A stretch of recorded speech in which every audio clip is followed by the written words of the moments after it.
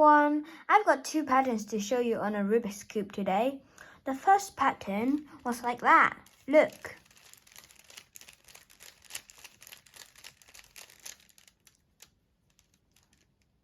Isn't that amazing? And if you want to turn it back to a normal Rubik's Cube, you just do it the same time. Just do it the same, just like this. Then it will turn to a different color in the middle. And if you do that again on the same side, then there you go. It's back to normal. The second trick was quite good, I think. Look.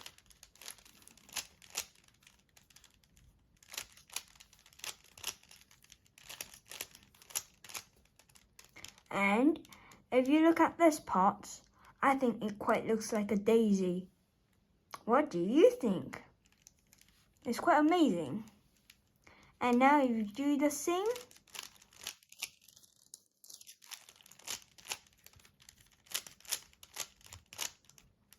look, it's back. I think it's amazing. Hope you like it.